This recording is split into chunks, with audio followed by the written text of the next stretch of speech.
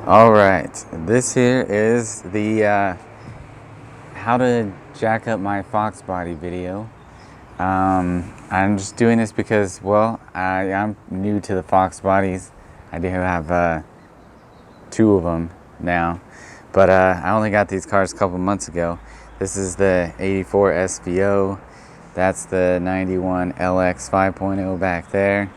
But anyways, yeah, when I first got them, well, I had two front flat tires, and then I made a mistake of jacking up in the wrong spot because it was hard to get to the control arms or the K-member.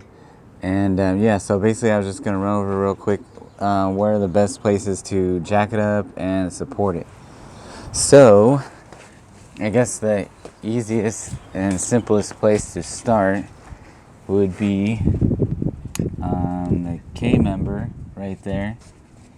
This whole piece that supports the, or engine cradle, some people call it. You can jack up under there. And one thing I like to do, because see the jack has these like kind of teeth sticking out, or these edges, like the edge all the way around.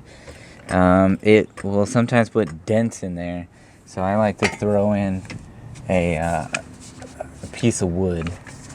So like I'll put in like this a piece of 2x6, and then that'll keep from any hard jagged edges from jabbing into the frame. So you can jack it up that way, or you can jack it up under the control arm right there. Also, when it comes to setting it down, there's particular spots for that as well. Oh, and also when you're jacking up under the control arm, be careful, don't jack it up under that sway bar link. You don't want to bend that. That's going to cause you a bunch of trouble. And then, well, also the important point to make is where not to jack it. See, I'm used to imports, and usually along here there's like a reinforced spot to jack up the car. But I had to bend this back because I was having trouble. Like I said, I had two front flat tires, and so then this bent up, so I had to bend it back down. And a lot of people, you'll see their fender bulges out and sticks out beyond the door, and that's because it's been jacked up right here, and this the base of the fender, which is hidden under the fender liner, actually gets bent up and pushes the fender out. So that's why you see that on a bunch of Fox bodies. I had that problem over on the 91, and you can see right here. So the fender's gone, obviously. So right here, this whole piece was bent this way, and so I had to bang this back out, and this right here is where the fender bolts to, so that's why it takes the fender with it. It's bolted right to this piece that bends out. It doesn't support the weight of the car, and it's just gonna bend when you go and put a jack on it. So that's why you don't want to jack there.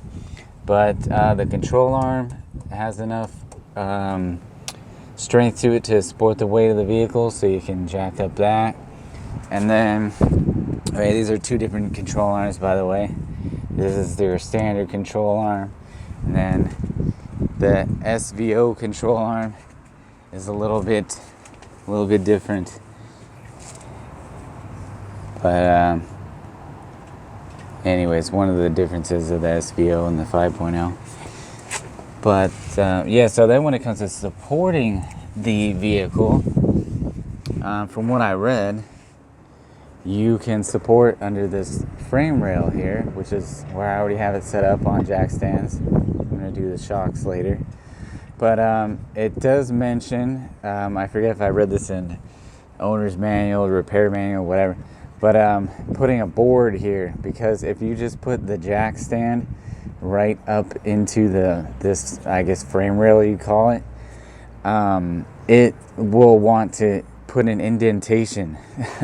So you definitely want to put a board there, This piece is a 2x3, which fits nicely right into the little cupped area of the jack stand. So if you want an example, I have one right here.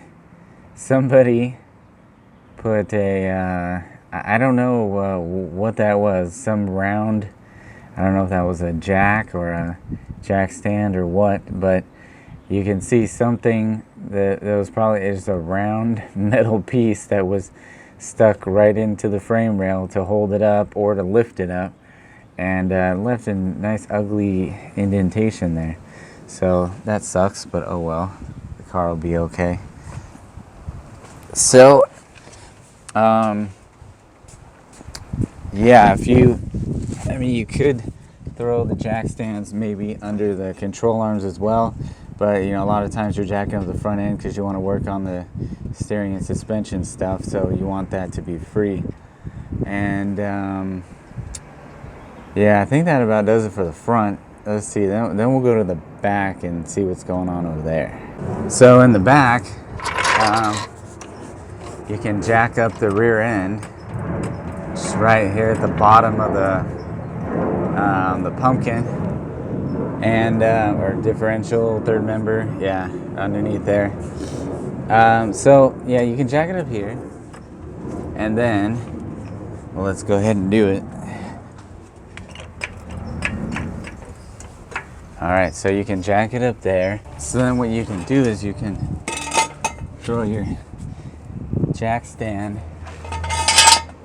underneath the sides there. You can put one on either side, or there's another option, because if you need your suspension to be freed up, you can support the vehicle in another place. We'll go around there.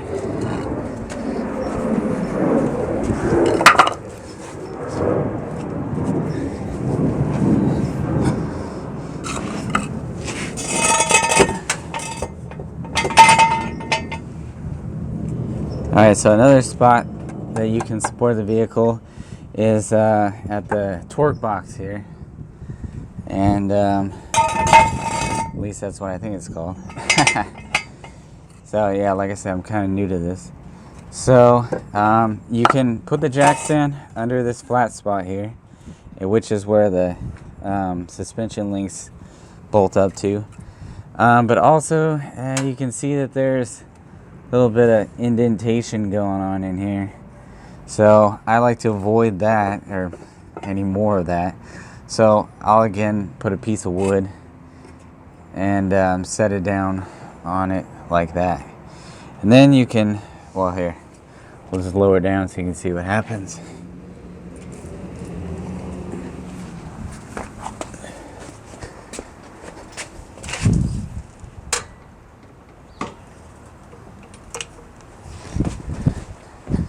So there you can see, I think, yeah, so you can see how the differential will drop down, and you won't have any weight on your suspension.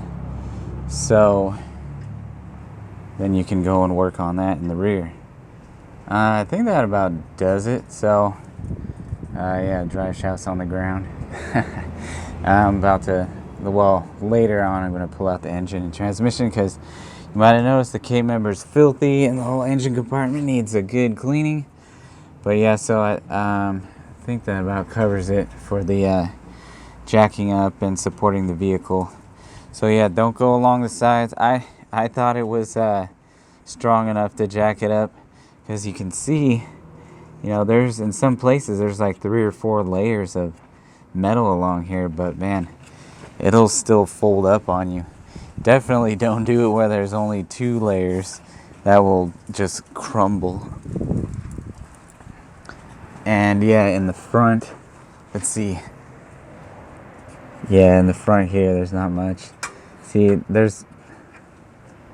think there's at least 3 layers here at the fender. One of those layers is the fender. But anyways, yeah, so I think that covers it. I'm sure people will leave comments if I miss stuff. Not the expert on this, still new to it, but from what I've read and from what I've been doing, this works so far. And I hope this helps you all to safely work on your car, not damage it, and not hurt yourself. All right, till next time.